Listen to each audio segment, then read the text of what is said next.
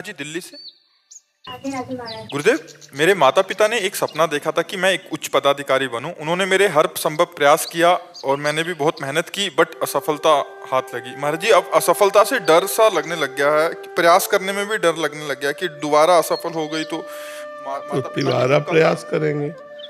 हमको प्रयासरत रहना है। हमारा पूर्व का प्रारब्ध जो है ना, जैसे हमको दुख देना है प्रारब्ध को, तो अब हम अगर सफल हो जाएंगे तो दुख कैसे मिलेगा? तो असफल करेगा ना, तो कई बार असफल करेगा, कितनी बार प्रारब्ध अटैक करेगा। हम हर बार प्रयास करते हो प्रारब्ध को असफल करने के लिए नाम जप करो।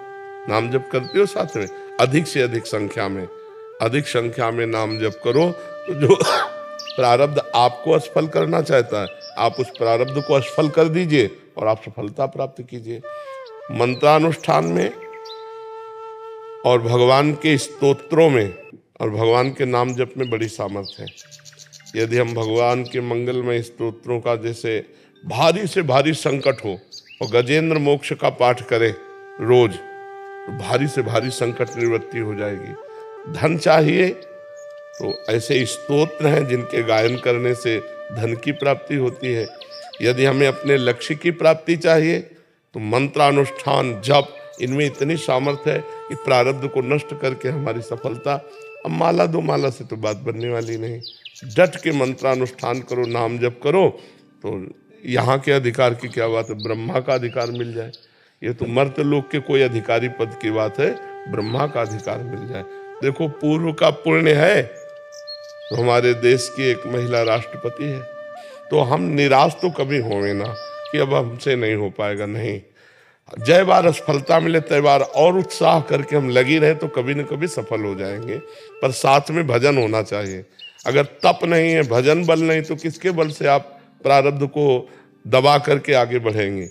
वो भजन बल ही होता है। इसलिए खूब भजन कीजिए, नाम जप कीजिए और भगवान से प्रार्थना कीजिए, तो कभी न कभी तो सुन ही लेंगे। महाराज जी, मन में भय हो गया है कि असफलता के डर की वजह से और उसकी वजह से जो माता पिता को दुख होता है, उनका जो चेहरा देखना पड़ता है।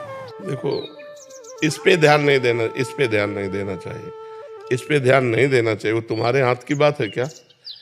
अब बच्चे इसी बात को ज्यादा ध्यान देने लगते हैं तो गलत मार्ग में चले जाते हैं।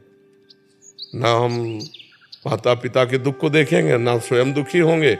ऐसे बच्चे तो गलत कदम उठा लेते हैं। बिल्कुल नहीं देखना। माता पिता दुखी हैं तो मैं क्या करूं? तुम्हारा प्रारब्ध भोग है। मैं तो प्रयासरत हूँ। तुम्हारे प्रारब्ध में नहीं लिखा है हमसे सुख भोगना, तो कैसे करें? नहीं, हम पदाधिकारी बन जाए, आपको सुखी देखें, तो तुम्हारा भी प्रारब्ध है।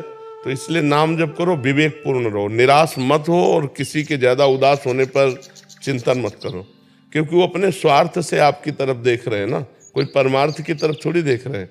स्वार्थ संबंध की अगर मेरा बेटा बेटी पदाधिकारी हो जाता तो वो भी सुखी रहता और मुझे भी सुख प्राप्त होता, यही चिंतन होता है ना। तो वो प्रारब्ध के अधीन है। क्या जितना प्रयास करो, जब तक प्रारब्ध क्षीण नहीं होगा तब तक आपको बढ़ने नहीं देगा। कई लोग ऐसे होते ज्यादा प्रयास नहीं करते, उन्नति को प्राप्त हो जाते हैं, उनका प्रारब्ध उनको सपोर्ट कर रहा है। कई लोग ऐसे बहुत विज्ञ है, बहुत प्रवीण है, लेकिन उनकी प्रवीणता कागज में लिखी रखी, उनके पास हासिल है प्रवीणता, पर उसका लाभ वो नहीं ले सकते, क्योंकि प्रारब्ध जहाँ कदम रखेंगे वही गिरा देगा।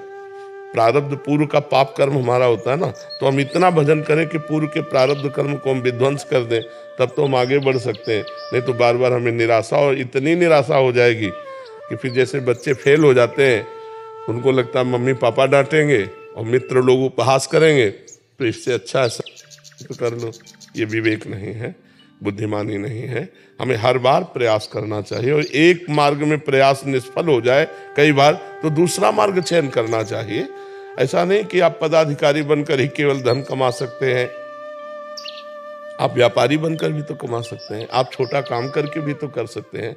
तो हम देखें कि जिस विषय में बार बार असफल हो रहे हैं तो हमें मार्ग चेंज कर लेना चाहिए, हमें दूसरा मार्ग ले लेना चाहिए। पढ़ लिख करके आप ऐसी नौकरी भी कर सकते हैं जिससे आपको अच्छे पैसे मिल जाएं और आप अपने परिवार का पोषण करें। तो जरूरी सरकारी पदाधिकारी ही बन करके हम अपने परिवार का पोषण कर सकते हैं? नहीं। तो हमें बहुत गंभीर रहना है, धैर्यवान रहना है और भगवान से जुड़े रहना है। तो हमारी जिंदगी आज नहीं तो कल प्रकाशित हो जाएगी, भगवान कृपा कर देंगे।